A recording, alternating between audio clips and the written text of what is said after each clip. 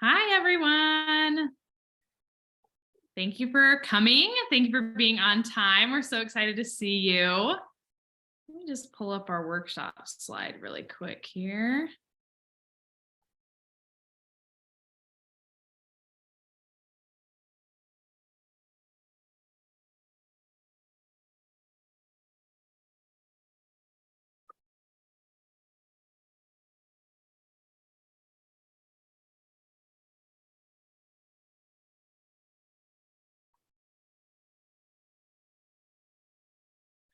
Awesome. Hi, everyone.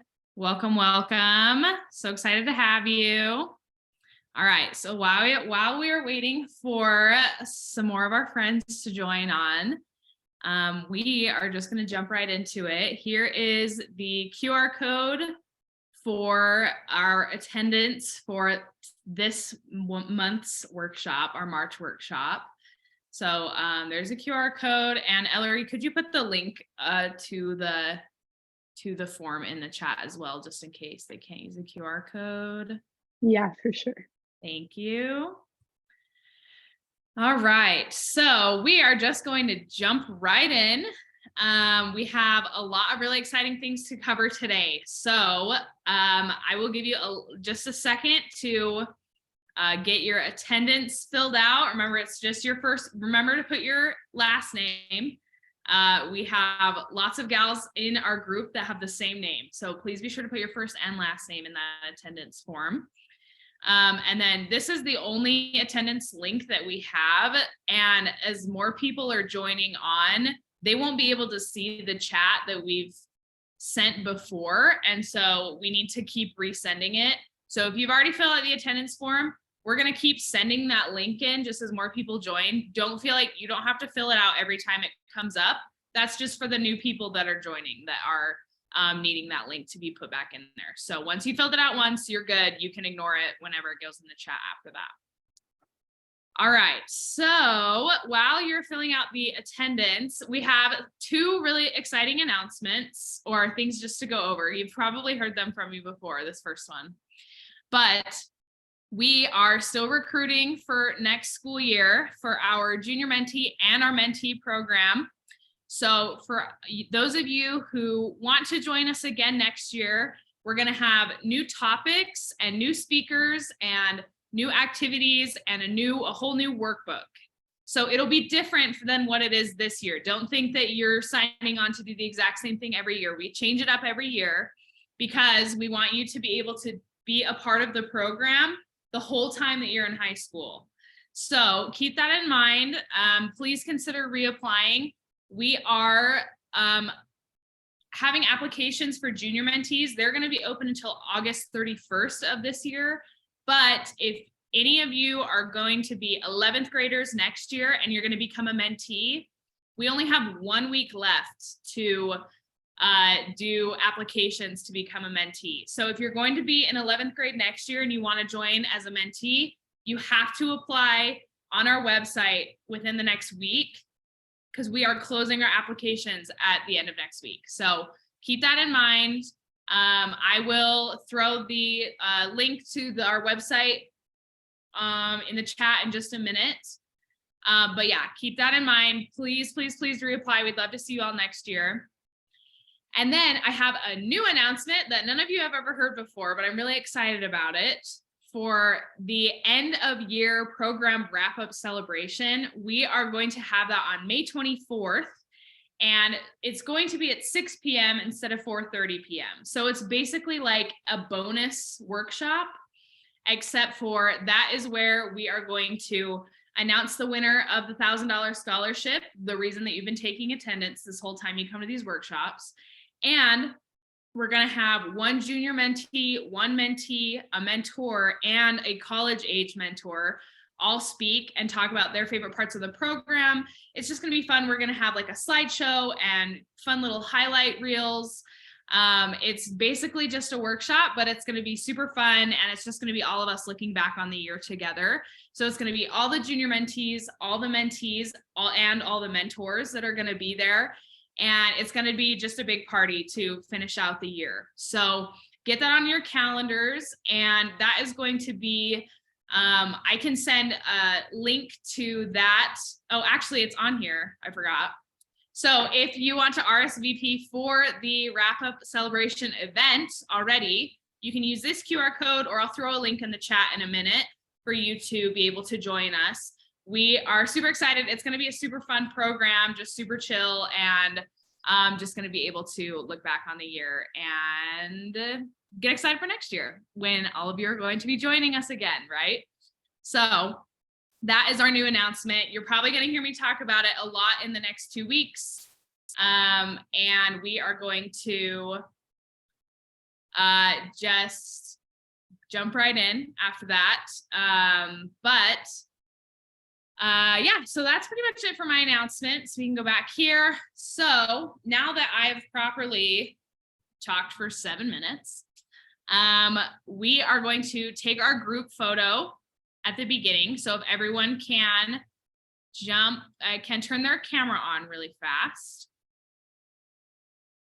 Thank you. So exciting. Okay, and I'm just going to take a screenshot when everyone's camera goes on. Awesome. Okay, good enough, I guess. All right, everyone, there's only one page, so you just have to smile for 1 second, okay? So, hold on 1 second. Okay, give me a good smile. 1, 2, 3. So cute. Okay, thank you very much. All righty. Now that we've done that, we are going to jump right into our speakers. We have 2 speakers today, which is super exciting. And we are going to, let me pull up my little bios here. All right, so we have 2 of our Women Who Succeed members who are also mentors joining us today. And they are going to talk about this month's topic, which is building strength and resiliency. And we are going to start with Jill Coil, and she is going to head us off, but I have a little bio that I can read to introduce you to her, and then I'm sure she is going to be able to just tell us all about herself as well during her presentation. So she was born and raised in Salt Lake City, Utah. She graduated with honors from Brigham Young University with a Bachelor of Arts in Political Science. She received her Juris Doctorate in Houston, Texas at Texas Southern University. She's dually licensed in both Texas and Utah, where she has focused her practice on family law. Jill founded Coil Law in December of 2014 with the goal of empathizing, protecting, and advocating for families through legal representation. So she's received many awards in Utah for her ongoing work in family law cases and her advocacy for her clients. Jill also has a tech startup called simplelending.com, bringing affordable quality online divorce technology to the public without the need to hire an attorney. And she also recently launched a female-led personal injury firm called Moxie Law Group. She is the best-selling author of the book, No One Dies from Divorce, How to Survive and Thrive When Your Marriage Ends, and the host of the podcast with the same name. She's actively engaged in her community through charitable work through the Coil Foundation, which she started with her husband. She also volunteers her time on many projects to help inspire, motivate, and help other women pursue their passions. Jill is also a business coach and motivational speaker. She's a mother of 4 children and when possible loves to travel the world.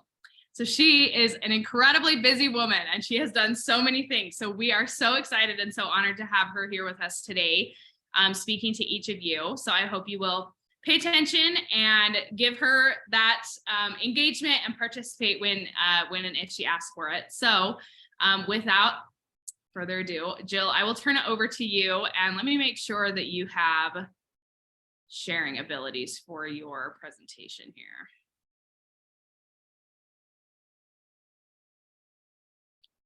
Let's see. Okay, can you share your screen now? I'm having a little bit of technical difficulties because I should have restarted my computer before we started this. It's not letting me. It's because I have something covering the shared screen. Just a second. Got to love technology. Here we go.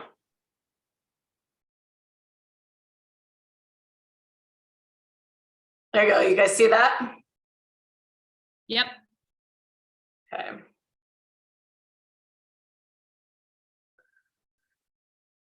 All right, ladies, I know that it's so exciting to be here to listen to me, and you're like, what is she gonna say? I love Zoom and I hate Zoom at the same time, because as you guys know, it's fun that you guys can just listen and you can participate in your home. I've got a suit on top, but I'm wearing my tennis shoes, like I absolutely love that. But then on the other hand, I also, when you speak to a crowd like this, it's not as fun because you don't get the opportunity to see your faces and react the same way. So it's kind of a give and take that we kind of have to deal with. But when I got asked to speak today, and I got asked to speak on building strength and resilience, I thought that, wow, this is probably a pretty good subject for me, because you read my bio or you heard my bio, and I know it's like a lot.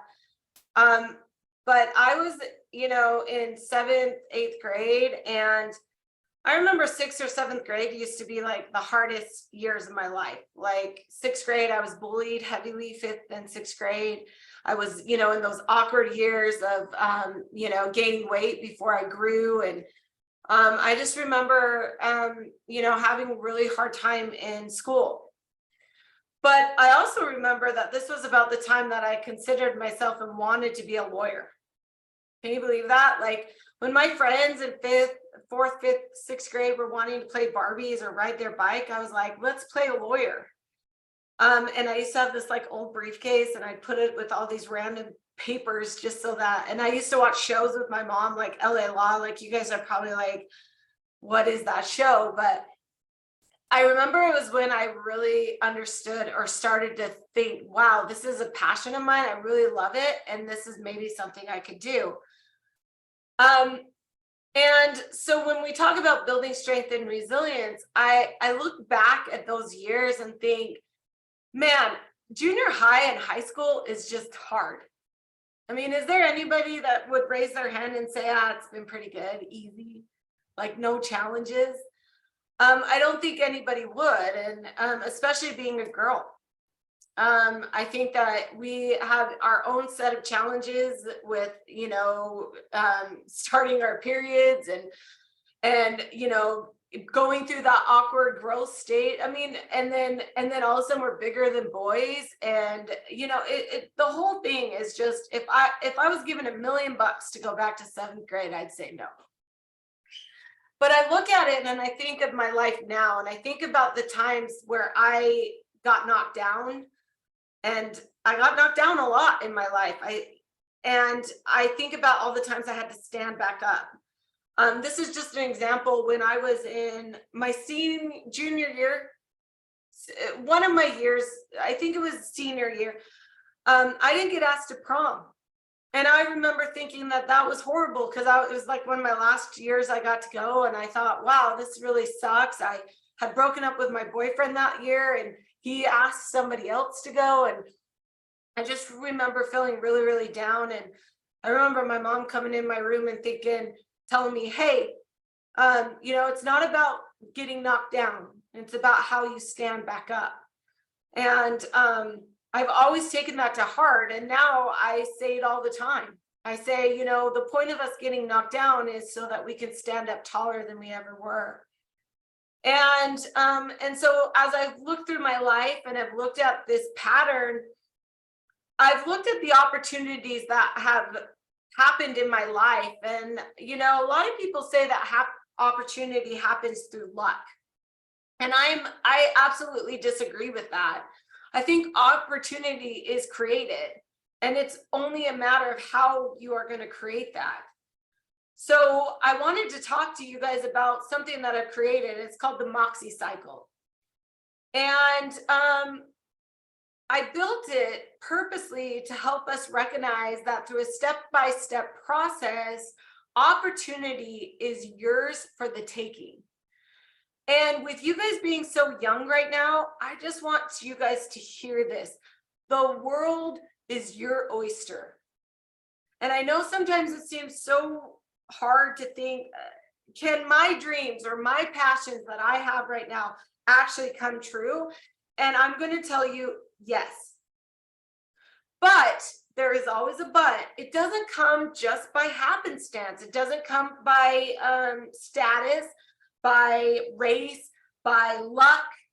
It comes by your choosing to go within the cycle and say that I am going to create the opportunity that I want, and no matter where I am. So I can stand here today and tell you I know a thing or two about getting knocked down and having to get back up again. And even though those, I look back and those experiences were really scary and really hard, I know now, being a 40, almost 41-year-old, I'm so old now, I could be some of your moms, that I see my pattern or where I've gone in life and said, I would not be the person I am today, and I would not have all of those accolades and that bio that was just read if it wasn't for the lessons I learned from getting knocked down and standing back up. And you guys have a lot of pressures in this world. Something that I didn't even have when I was growing up was social media. I didn't have a cell phone until my first year of college. So I didn't have the outward pressure of like looking through Instagram and seeing these girls and the way they look and online bullying. I didn't have that. But we had magazines, we still had TVs, we still had this outward, like, consistent pressure to be this person. I have no eyebrows because Jennifer Aniston and ruined it for us on Friends, because back in the 90s, that's just thin eyebrows was the thing. And now look at all you beautiful eyebrows, because you guys know better, right?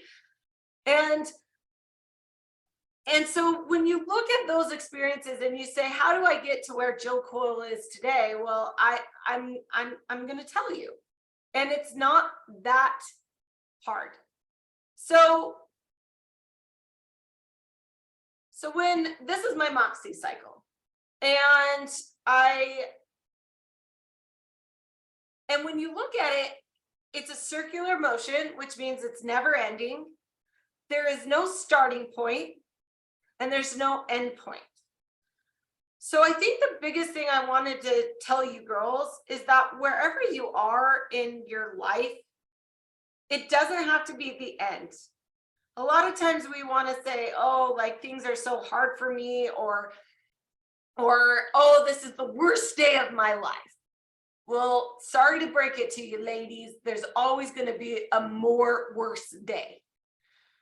And today, it's okay. You're going to be fine. It's just about, hey, what lesson can I learn from this experience, and what can I do to move forward and move past it? And Moxie means force of character, determination, or nerve. And I love that, because I say it all the time, find your Moxie. What gives you character? What gives you determination? What is your nerve? And if you cannot find the opportunity, then we're going to create it. Barbara Cochran, who's on Shark Tank, I love her as an entrepreneur. She says, finding opportunity is a matter of believing it's there.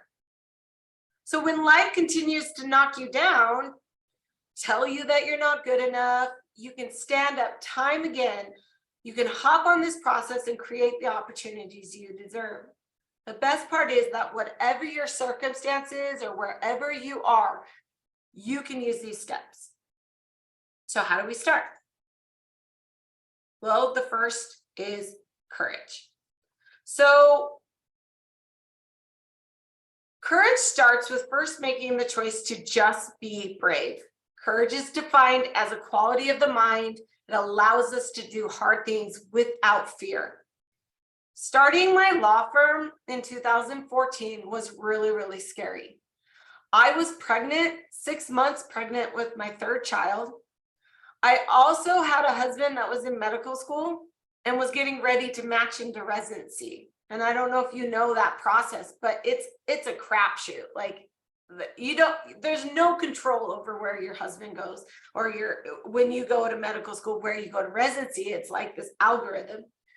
So I was working at this big, huge law firm, and I was on track to become partner, thinking, okay, Jill, this is your trajectory in life.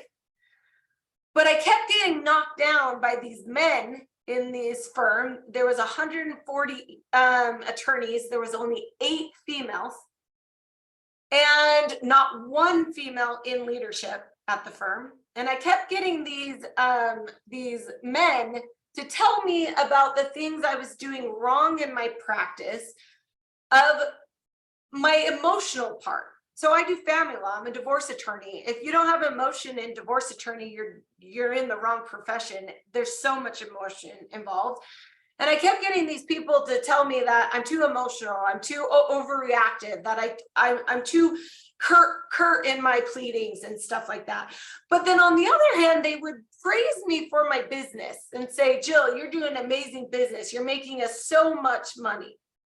And I sat there and I thought, why am I making this company money that is wanting to suppress me and who I authentically am, and tell me how to be in what I thought was being the best version of myself and really helping a lot of people?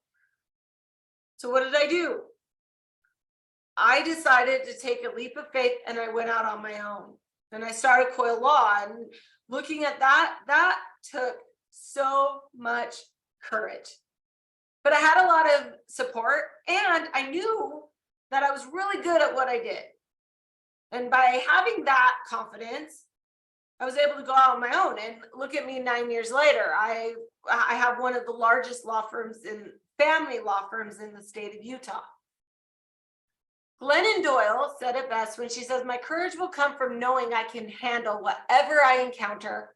I was born to do this. I am a warrior. And I hope that you guys would write that down. I am a warrior, because I'm telling you, as a woman in whatever place you are, you will get knocked down, or you will get told one time in your life that you're too emotional, or that women shouldn't be here, women shouldn't be there. And I'm here to tell you that's absolutely bull. It's not true. We deserve to be in all places. I love Ruth Bader Ginsburg and her saying that. So the first step is just being brave. So the second in my cycle is self-worth. And what is self-worth? Well, having a sense of self-worth means that you value yourself, and having a sense of self-value means that you are worthy. It's a daily task to find and believe your self-worth. It requires diligence and a daily effort to find yourself, know yourself, and believe in yourself. Knowing the added value you bring to any given situation just by being your authentic self. You know who said that? Michelle Obama. So my first job out of law school, I came out of law school in 2004. I don't know if some of you were born, some of you weren't, but I came out of law school in 2007. It was one of the worst times to be a lawyer because the economy was crashing. And so it was really hard to get a job. I found a job in the south of Houston, in a small town, for a small boutique firm. The guy that I worked for was a Southern Baptist. And being from Utah and being raised around a lot of LDS people, I was not aware of beliefs and or the passions behind Southern Baptists, okay? And I wasn't really prepared for that, but I didn't really think it mattered because, hey, I'm gonna go to work every day and I'm gonna do my job. Well, I went to work and I consistently had a boss that told me, first of all, that I wasn't doing a good job. And then second of all, telling me that he was worried about my soul because of my religious beliefs and who I was. And I remember thinking, wait, why are we talking about my soul? Like, I'm a lawyer, like, who cares? But I consistently had that. And no, so I was pregnant with my my first child when I got my first job, after I had the job. And I decided that I was going to tell my boss right away, because I'd been working for 8 months, and I thought that's what you should do. You should tell him that you're pregnant. He fired me 3 days later. And I remember being heartbroken and thinking, I am not good at what I do, that I am not good enough, and that maybe going to law school was just not what I was supposed to do. And I remember it was my husband who was like, no, you're going to get off the floor. You were born to do this, and you're going to stand up, and you're going to learn from this.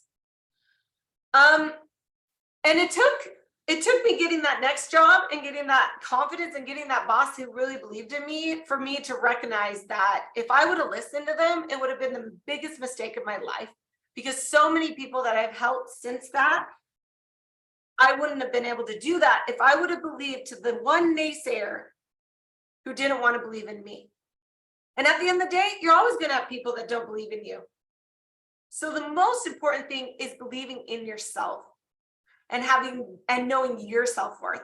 Brene Brown says, no matter what gets done and how much is left undone, I am enough. It's going to bed at night thinking, yes, I am imperfect and vulnerable and sometimes afraid, but that doesn't change the truth that I am also brave and worthy of love and belonging. As a woman today, we are so overly critical of ourselves. It is so important for us to know that we are valued and worthy of love and belonging. Stop comparing yourself, stop judging others, and know you are deserving of knowing you are enough. And that is it. That's enough. Knowing your self-worth, that's Moxie. So the next part in my is this, and this is in the middle of the graph. And the reason why it's in the middle is because I think it's one of the most important things. So teachability and growth doesn't end when you graduate high school. It doesn't end when you graduate college or you get your first job. Teachability and growth are in the middle because they're interconnected to it all. That is because when we can never stop growing and we can never stop learning. It's vital in the cycle in creating opportunities. One of the ways that you can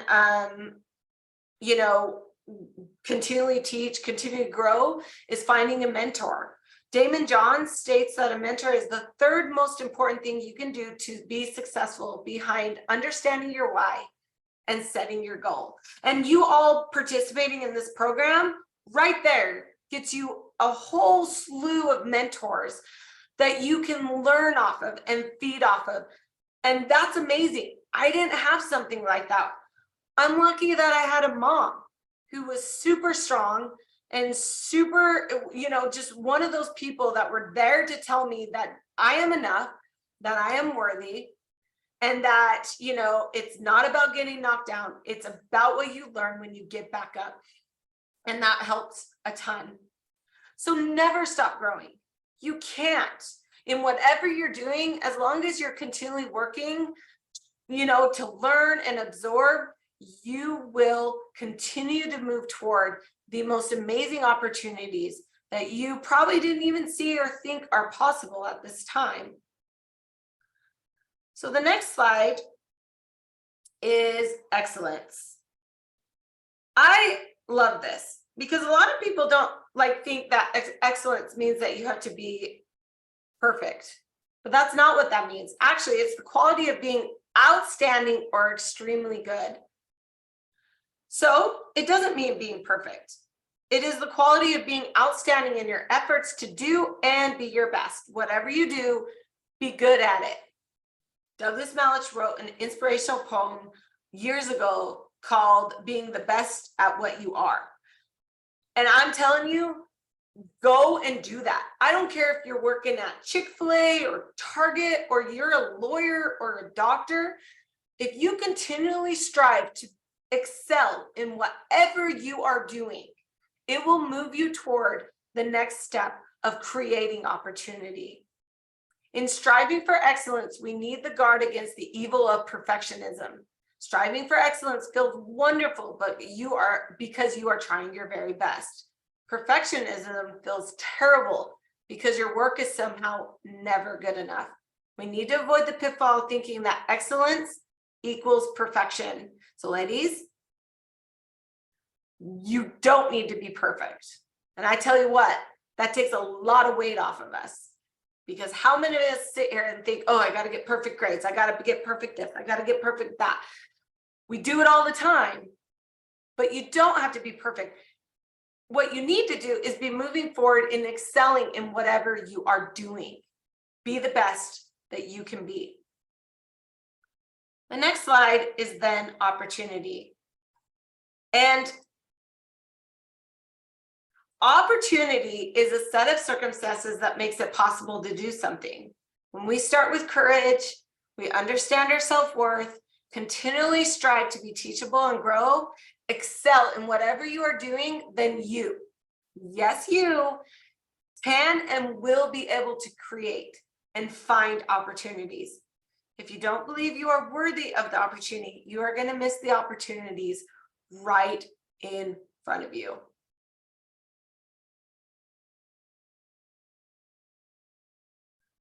And I love that because sometimes we don't believe in ourselves.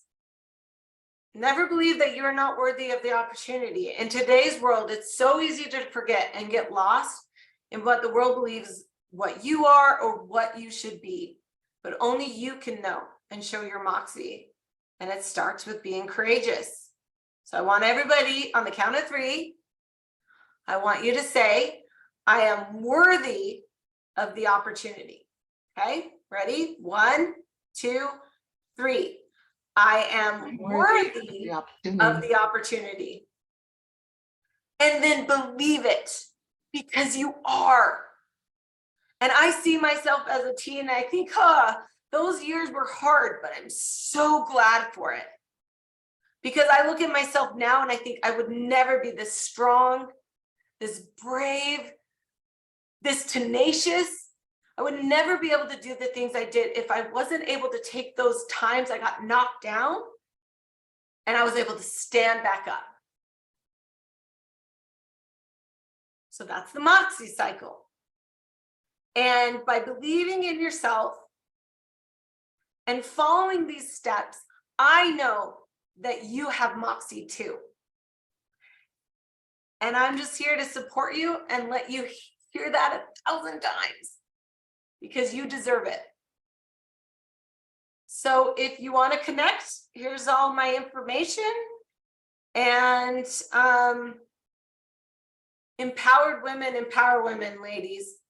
Therefore, look at your neighbor, your virtual neighbor, and think today is the day I will empower someone else because I am empowered myself.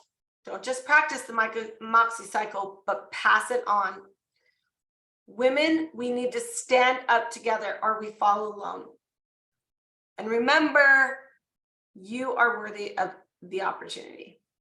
Thanks, guys. Wow, thanks, Jill. That was awesome. That was such just like, oh, that was super uplifting. And I hope that everyone got at least one thing from it. I was taking notes. I got a few things from it, but thank you so much. That was amazing. So we are just continually blessed today because we just get to jump right into our second speaker, which I'm so excited for. I'm so glad we've got 2 speakers today.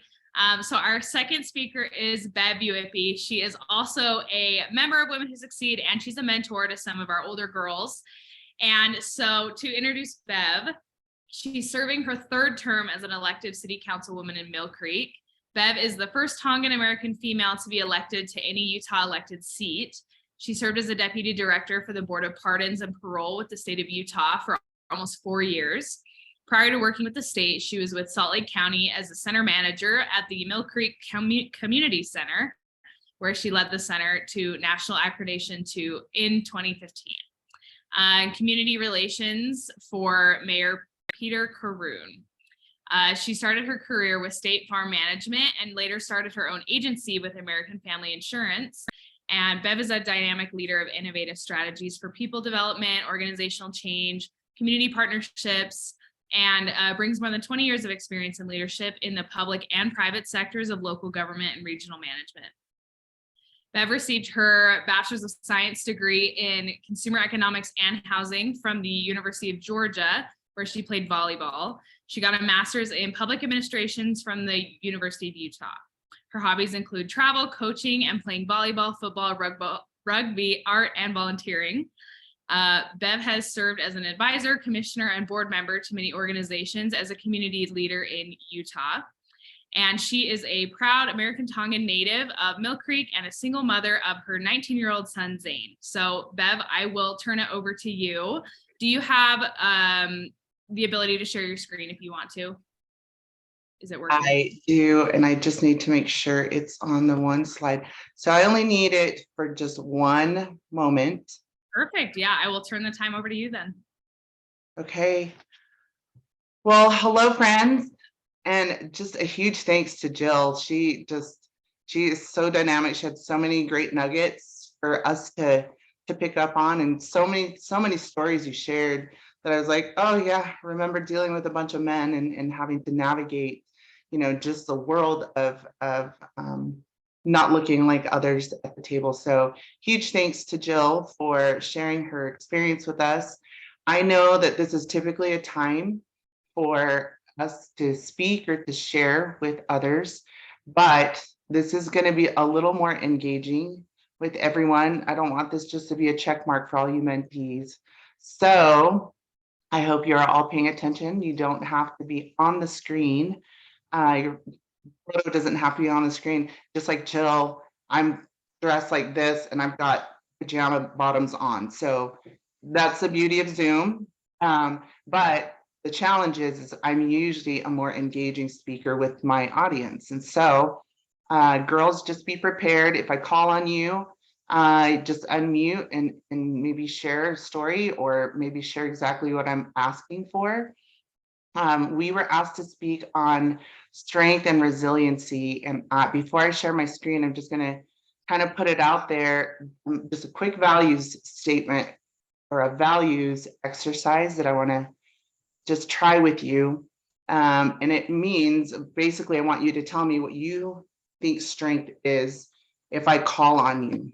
So, and we're going to get to why I'm asking for what it means to you, because the strengths and resilience journey is truly your own journey. So what strength means to me might not be the same for you. Resilience might mean something for me, which means completely something different for you. And it's all based on your surroundings. Jill talked about every lesson that she's learned along the way has helped build her strength and resiliency, but also gives her a different perspective of what that means. So with that, for me, and just a little bit of history, I played volleyball here in Utah. I went to Skyline High School, and I was 13 years old on an 18 and under team. So my life, I guess, against what the flow of a normal 13-year-old should go through started pretty young. I then was on the junior national training team. So I was at the Olympic Training Center at 15, again, playing with 18-year-olds. So strength and resilience means something completely different for me. For me, strength means really just the ability to withstand. It's not always a strong person. I was actually one of the shortest players on the team and in my position across the nation, but I was good enough to make the junior national training team. So strength to me means something that doesn't look, you can't look at something and then know exactly what you're going to be dealing with. Resiliency for me is grit. Anyone who is an athlete or has athletes in their family, a lot of it is just going to showing up on time. If you're 20 minutes early, you're late. Going through the game of life is very much like that. Showing up for life, waking up, making your bed is part of that resiliency and the grit. So with that, I'm going to call on Let's just be nice, and we'll start with Sydney. Sydney, tell me what strength means to you and what resiliency means to you. I would say strength means more of like like withstanding something, being able to either like fight against it or to just kind of like overcome it. And then resiliency is more of bouncing back after something's already happened. So resiliency means more of, you know, you've shown your strength, you've withstood whatever happened, and then your resiliency means you can come back from that and be stronger for that and kind of learn from it rather than letting it kind of consume you and make your life harder because of it, but actually learning from whatever it is that is difficult. Great, thank you, Sydney. I'm going to call on you, Kate, because you were so nice to turn your camera on as soon as I started calling on people. So Kate, tell us what strength means to you as well as resiliency. For me, I would say strength is like keep like pushing back against like something hard. And then resiliency is like also kind of the same. I play lacrosse, so it's always like I get hit a lot by the balls because I'm not very good at catching. And so, but I always am like pushing back after I get hit and just keep going, don't let it keep me down. Great, thank you. I'm going to call on Urea. I hope I pronounced your name correctly. Urea, can you share it with us maybe what strength and resiliency means to you? I think strength and resilience means to like go through stressful or hardships or like situations and then being able to overcome them and like yeah. Okay, thank you, Urea. Jacqueline Way. Jacqueline, can you share with us your definition of strength and resiliency?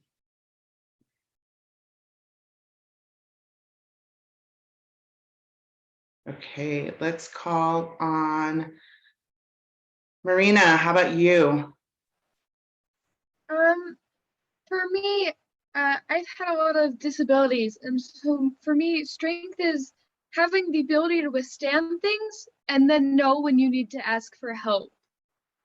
And resilience, I think, is being able to respond to things and know how to respond to things and take everything as a challenge or something positive and not just giving up because you think you can't do it. Thank you so much, Marina. Thank you all for just sharing and understanding that the exercise itself was really to hear from others so you can get a perspective as you kind of maybe listen to my next part of, I just need to make sure that I'm sharing my screen. Let's see here.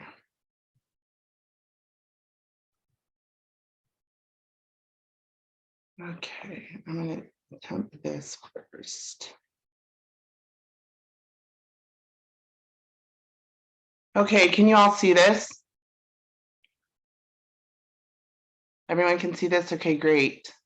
So Salvador Dali is one of my, is actually my favorite artist. And this is one of his paintings. The challenge with the painting is it's blurry depending on where you're at. Do you see it clearly now as it comes through? So it goes blurry and it clears up. The difference and why he did this particular painting the way he did is anyone who's sitting up close, if you're standing right in front of the painting, who do you see? Anyone?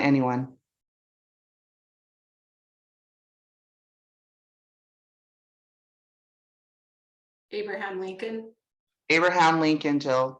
Very good. And then when it clears up, what do you see? A naked woman. A naked woman. This is one painting. So if you're standing up close to this painting, you see the naked woman. If you stand 30 meters back, you see Abraham Lincoln. So the purpose of having this particular painting up as just an example is the lens that we seem to look through sometimes also comes from a lens of shame, judgment, and guilt. Whether we're the ones looking through those lenses, or whether we feel others are looking at us with those lenses. Jill mentioned social media earlier before. Interestingly enough, social media has really created a lens that isn't reality for a lot of our young people. And I think it's unfortunate, but we have to learn the lessons in it too, right? For adults who are parents, we have to try and navigate with our children. And like Jill said, Jill's younger than I am. So I'm hitting 47 this year. So all of you, maybe even Jill, could be my kids. I'm just kidding. Jill, you're not that old. You look great. But we have to navigate in this new time as well. And the way we used to communicate is not the way it's within your age group is not the way that we should communicate with your generation, whatever that looks like. Again, communication of like strength and resilience, and just understanding that something such as a simple exercise is very much the same in our life practices based on how we grew up versus what you're going through and growing up. I'm just going to bring up a couple of things that I wanted to talk about, and that is in your Mentee books, you were given, this is part of building yourself up. There were a couple of thought questions that were out there. One is strength and resiliency. How do you have empathy and compassion for others? And then how do you have empathy and compassion for yourself? I'll share a couple of experiences with you. In high school, I come from a dual parent household. I grew up Mormon. I left the church as a teenager. So again, I'm already making changes. I'm thinking, and the strength and resiliency, everything is just kind of coming into play. But I had 3 individual friends who were from 3 different single mom homes. And I had judgment about that. I was just wondering, how's that working out? Well, of course you can do this because you don't have a dad telling you you can't do it. Well, fast forward, I became the single mom. When I was in elementary school, when I was in high school, even in college, I never wanted, if ever we were asked, what do you want to be when you grow up? I promise you, not one kid was ever asked, how many of you cannot wait to grow up and be a single parent? Not one hand would go up for that. Well, here I am. And I have chosen to be single until my son turned 18. I didn't want just disruption in the house. If I brought someone in and they didn't get along, or it didn't end up working out, I didn't want to disrupt the house more than it already felt disrupted. So just understanding that how you look at others right now might not be how you would look at them once you go through experiences in life. The question also asked for, how are you giving yourself empathy and compassion? Again, I talked about the shame, judgment, and guilt, and it was a lot to say. I wonder what other people are thinking, because my dad was a politician. He was actually in the legislature here in the district that I serve in. Upstanding Mormon couple family who now has this heathen of a daughter who happened to get knocked up. Sorry guys, that's how it was. So to have the community, or at least what I thought the community was looking at me through the lens of, when I ran for office, I thought that the number one reason that people would not vote for me is because I don't have the typical structure of a family. I thought that the single mom part would be what people would not vote for me over. It ended up being my biggest aspect or characteristic, that people thought, if she can, and crazy enough, women were the only ones who asked, well, how are you going to juggle your life and being a single mom and also being in the city? And I'm thinking, the same way you juggle your family, you're the soccer mom, you're the church leader, whatever you do in your church, it's the exact same way. It's just reframing it. Funny enough, it was men. It was a lot of older white men. I raised $25,000 in 1 year, and the majority of my donors came from white men. Part of it is understanding in my strength and resiliency how to use that, how to use male dominance as allies, and knowing when to push back in a boardroom or getting fired, like Jill was talking about. Really using your I guess your power, your inner power, your inner strength to get through it and navigate uphill. Life is an uphill battle, regardless. It's just how you look at the opportunities, like Jill said. So I had the opportunity to be a mom to the best thing that's ever happened to me. That's what empathy and compassion look like for me. Doesn't sound like it, but I figured I could try to be the best mom I could be. Another way I had to navigate, and this is just part of understanding when to share your story. Marina, thank you so much for sharing, a lot of the challenges you're going through with health and knowing when to ask for help. Is as a single mom, sometimes women just take on, like, we only have so much room on our plate, but we keep filling up any space that we have on that plate until everybody's taken care of but us. And just so you know, I ended up a single mom because I was in an I wasn't married, but I was in an abusive relationship, a mentally, emotionally, and physically abusive relationship. I had a couple of visits to the emergency room. And then choosing my son over staying in a place where he could be raised and see that those behaviors are normal was not normal for me. So for me, I just thought my situation can't be worse than other people. So I joined the junior league. I went to the junior league and I thought, I need to help women, battered women, YWCA, that have worse situations than mine, so I can see that my situation isn't so bad and that helping others actually has helped me. Fast forward, Easter, homeless. We didn't do Easter egg hunts. I raised my son. We would go buy $40 of dollar burgers and we would go to Pioneer Park and we would find homeless people to give them burgers. And that was our Easter egg hunt versus, and it was service, and it's taught him so much resiliency in just seeing people's circumstances for really what they are, just circumstances, not for who they are. Another question that was asked is self-defeating thoughts and how to change them to positivity. I think the one thing I can share with you today that's probably the most impactful is FOMO. Does everyone know what FOMO is? The fear of missing out, either on social media, being at a certain place at school, on campus, wherever you are, at work, because something's going to happen. I will tell you that was extremely difficult because I do so much. Jill does so much. There's so much to do and so many places we have to be. I will tell you the way I have reframed FOMO, and that is JOMO. I don't know if you've heard of JOMO, but JOMO is the joy of missing out. It's awful. It's going to hurt your feelings for a minute, but turning off your social media and giving yourself maybe the last hour before you go to bed or the first hour before your day starts, how much your presence is not always required where you think you need to be. That's your self journey and feeling that you need to be somewhere.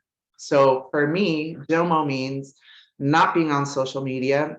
If I'm on social media with any of you, I apologize that you don't see much on there, because the reason why I post on social media is so that other people feel better about what I'm doing in my life, not necessarily protecting my peace and keeping the fact that what I do in my life is my journey. It's not for everyone else to see. It's not for me to keep up with the other elected officials. It's not for me to keep up with others and women who succeed. It's not for me to keep up with my son's mothers or my son's football moms. It really is for me. If I wanted to troll, it's my responsibility to myself to get myself off trolling, but posting and trying to find what certain people are doing really is standing outside of your lane. The more time you spend on things outside your lane and outside of yourself and your inner self, the less time you give yourself. The less time you give yourself, the more you give into negative thoughts. On, like, for me, I was such a bad mom. Instead of telling myself, you did your damnedest, you did your best.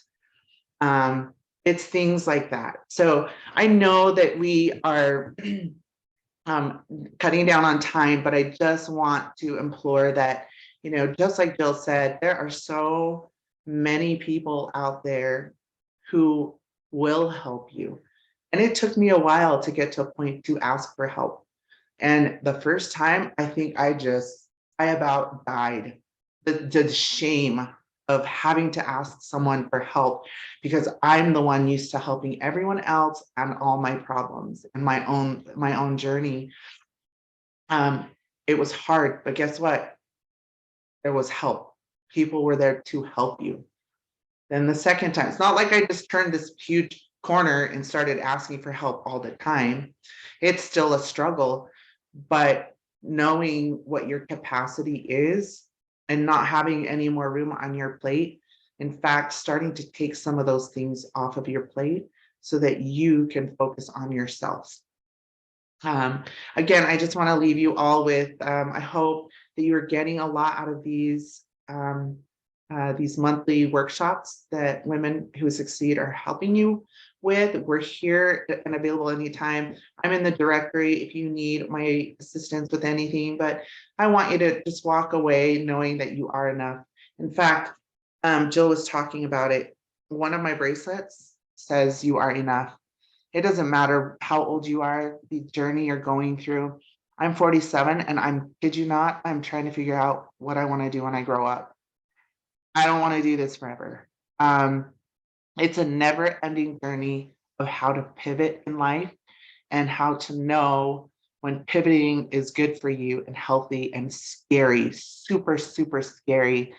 But oh my gosh, you will be such a better person and so much stronger, and just know that you're climbing this mountain of life, and you will have plateaus, and then you'll have really steep parts, but along the way you might meet other hikers, on this journey of life, and share food, share resources, help each other, share your journey. Marina shared hers at such a young age.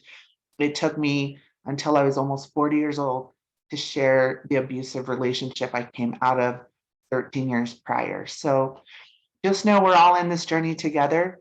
We might have titles, but we've been where you've been, and you've probably been where we haven't been, and we can do a lot of learning from you. So with that said, Sydney, thank you so much. Appreciate the time that you've given me. And my contact information's out there if any of you need to reach out. Awesome. Thank you so much, Bev. So I just threw in our links. So while I'm talking, just in case you remember, but does anyone have any questions for Bev or for Jill before we say goodnight? You can put them in the chat. You can unmute. If you don't have any questions now, but they come up, like both of them said, you can find them around. They're on LinkedIn. I tell you this every single month. Find our speakers on LinkedIn. Shoot them a message. They'd love to connect with you. But if you do have any follow-up questions or anything, and you need their contact info, you can reach out to us and we can connect you. But thank you both so much, Jill and Bev. You guys are amazing, and you nailed it right on the head. So thank you to both of you for your time in preparing and for your time spent with us this evening. We really appreciate it. And ladies, don't forget, next month is our very last workshop for the year. And then in May, we're going to have our celebration. So less of a workshop and more of just a little party. So please keep that on your calendars. And we're so glad that you are sticking with us through the end of the year. We hope to see you again next year, but have a great night, everyone. And we will connect in our newsletter next week, and we will talk to you later, but thanks, ladies. Thank you. Thank you, everyone.